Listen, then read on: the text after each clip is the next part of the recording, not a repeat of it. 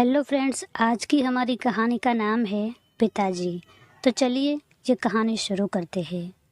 छोटे भाई विवेक का कॉल आया और बोला, भैया पिताजी की तबीयत खराब है, हम उनको यहाँ शहर लाए हैं, जल्दी से आप हॉस्पिटल आ जाइए। विवेक ने हॉस्पिटल का एड्रेस अपने बड़े भाई अमित को दिया। अमित की पत्नी वर्षा ने पूछा, किसका फ़ोन था जी? अमित बोला, विवेक का फ़ोन था, बोल रहा था कि पापा जी की तबीयत खराब है। वह पापा जी को यहाँ किसी प्राइवेट हॉस्पिटल में लाए हैं और हमें मिलने के लिए बुलाया है। वर्षा ने कहा, अगर तबीयत खराब है तो सरकारी हॉस्पिटल में ले जाते, प्राइवेट में लाना ज़रूरी था क्या? वहाँ रहकर ही किसी डॉक्टर को दिखा देते। अमित बोला, अगर ज़्यादा तबीयत खराब होगी तभी यहाँ शहर में लाए होगे। वर्षा ने कहा, उन्हें पैसों की ज़रूरत होगी, हम यहाँ कैसे अपना घर चला रहे हैं हमको ही पता है, हम कहाँ से देंगे उनको पैसे, यहाँ हम खुद एक एक पैसे को तरसते हैं। अमित बोला, कल एक दोस्त से 20,000 उधार लाया था, वहीं लेकर चलते हैं। वर्षा बोली, 20,000 में से तो 7,000 मकान का किराया देना है, किराया वक्त पर नहीं दिया तो हमें ये घर खाली करना पड़ेगा, कितने खर्चे हैं। अमित बोला, किसी दूसरे दोस्त से उधार मांग लूँगा, तुम बस 20,000 रुपये ले लो, हम अभी चलते हैं। वर्षा गुस्सा होते हुए बोली, कितना उधार लाओगे? बच्चों की स्कूल फीस, ट्यूशन फीस और बिजली का बिल भी अभी भरना बाकी है, साफ शब्दों में मना क्यों नहीं कर देते? अमित बोला, मेरे पिताजी है, कुछ शर्म करो। वर्षा बोली, तो क्या मैं और बच्चे तुम्हारे कुछ नहीं लगते? मुझे कुछ हो गया तो आप क्या करोगे?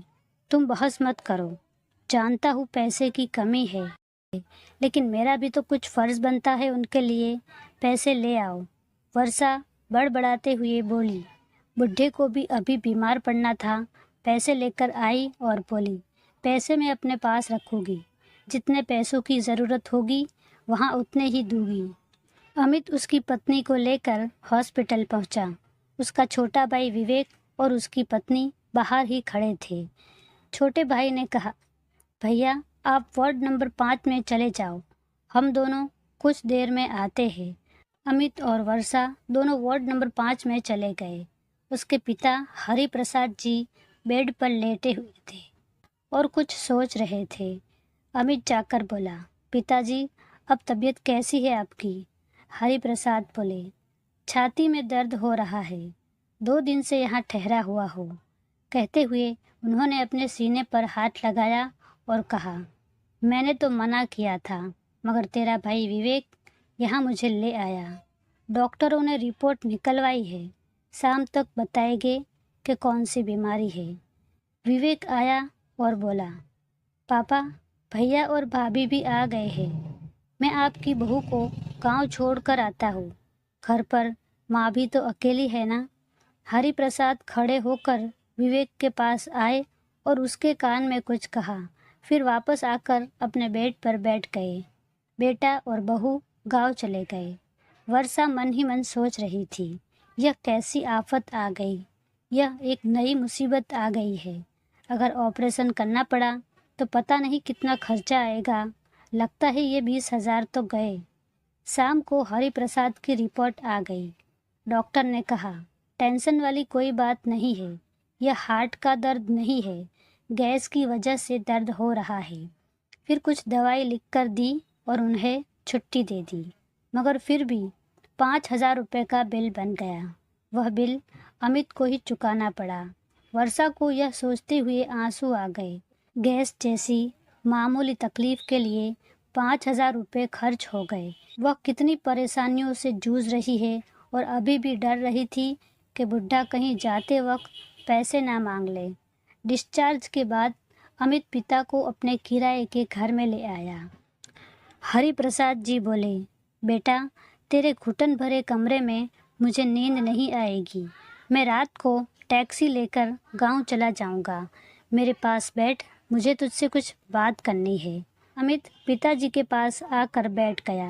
पास में विवेक भी आकर बैठ गया। अमित डर रहा था कि पापा कहीं और पैसे ना मांग ले। वर्षा भी कमरे के बाहर कान लगाकर धड़कते दिल से उनकी बातें सुन रही थी। वह सोच रही थी, ससुर जी ने पैसे मांगे तो वह साफ मना कर देगी। हरि प्रसाद जी बोले, बेटा बहुत कमज़ोर लग रहा है, क्या बात है, कोई परेशानी है?